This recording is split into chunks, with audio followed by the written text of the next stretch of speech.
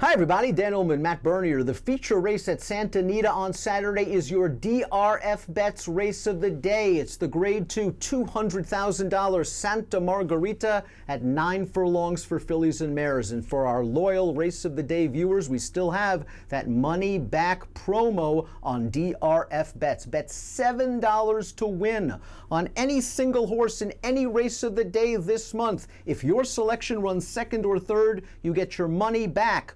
Learn more at promos.drf.com. Let's meet the field for Saturday's race of the day, the Santa Margarita. You can access free Formulator past performances on the Race of the Day event page at drf.com. Download them, handicap along with us. We'll take the field in post position order, beginning with the number 1. Star of Quality. Just a nice, consistent mare. Matt has hit the board in her last 6 starts, but I think there's a question of class and distance. Bill Spar, however, is having a sensational meet. Yeah, she is. She's rock solid. She shows up, runs her race 15 out of 21 lifetime in the money, 5 times a winner. It's hard to knock that.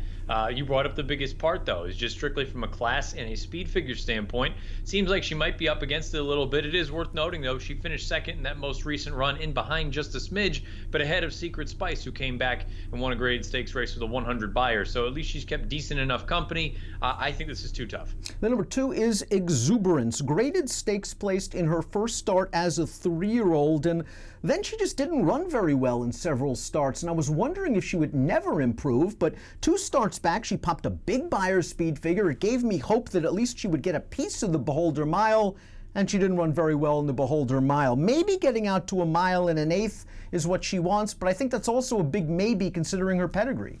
I suppose it's a possibility. You see Arch, see the Wildcat on the bottom. I'm not convinced additional ground helps. And really, you go to that run 2 starts back, you draw that out of the PPs. She doesn't have a race fast enough to be really competitive in here. Poor LaForce.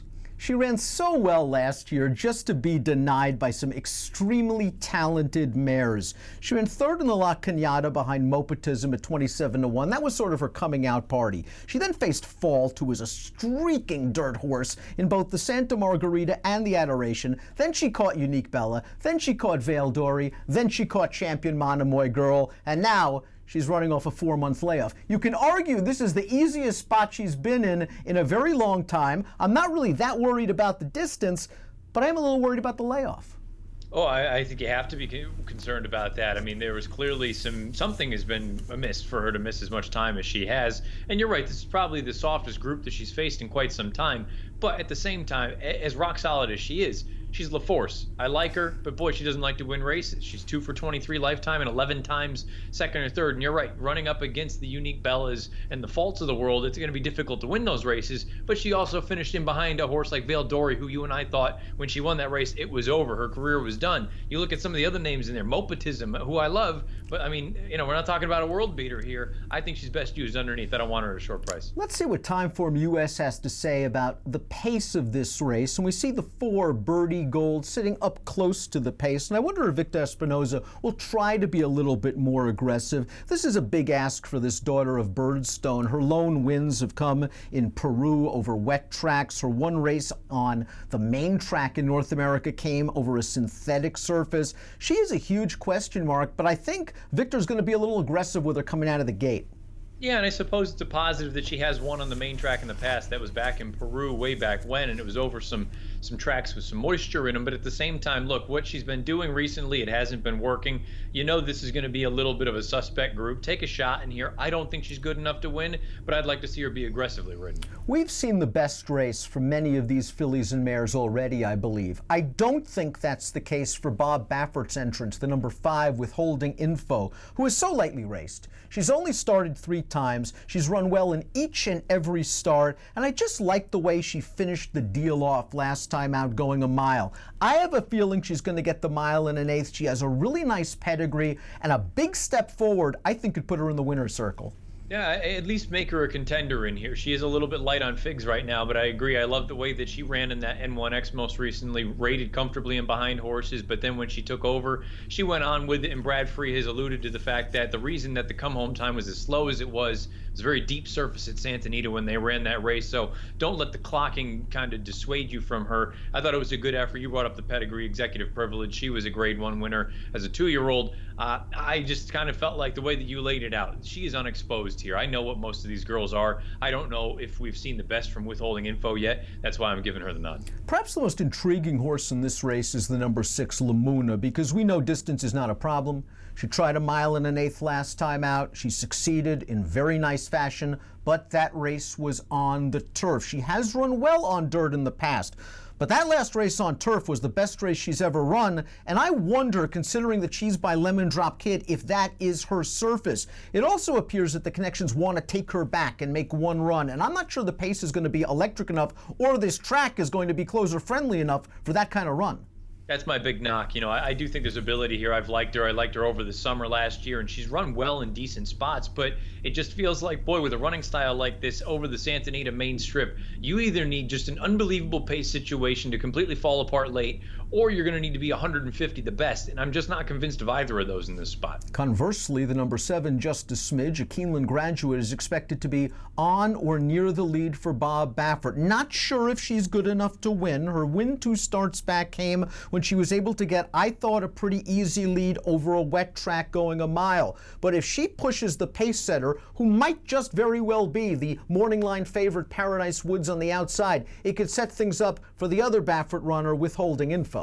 And I know they're not owned by common ownership, but I can't help but think that's what the point or the reason that Just a Smidge is in here is to go. The only way that she can win based on her overall body of work, all 3 of her wins have come in gate-to-wire fashion, but also I think her job is to help soften up Paradise Woods or anyone else that wants to be forwardly placed to perhaps help a horse like Withholding Info in this spot. I don't like her from a win standpoint, but I think she could be a major factor in the race. Let's get to our top selections for the Santa Margarita Stakes. We're coming upon 2 years since the last victory for Paradise Woods. Can you believe it already? It was the 2017 Zenyatta. She ran a good 3rd in the Breeders' Cup Distaff after that.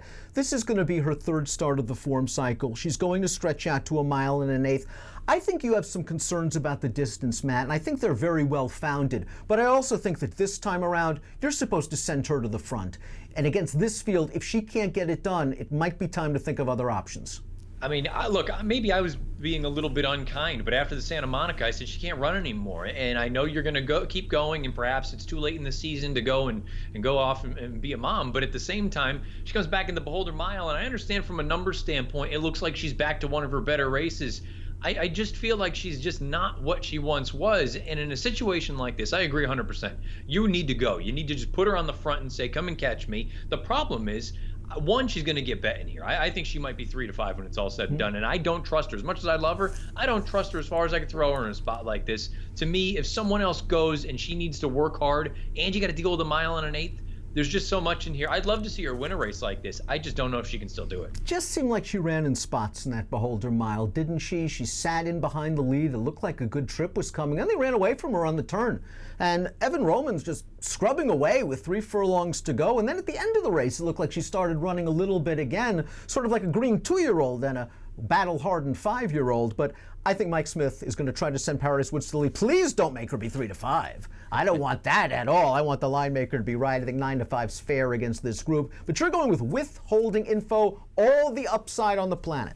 It really is. It just boils down to, for me, I want the horse that I don't know what she is yet. And who knows, maybe she's not good enough to win a race like this, but I kind of know what everyone else is, and I'm not shaking in my boots. Look, Paradise Woods, her best race wins this race, no question. I just don't know if she still has that left. Withholding Info, I think she's upwardly mobile. I think she continues to improve. Give me numbers. 5, 8, 3, 1. I'm going to go 8, 3, 5, 2.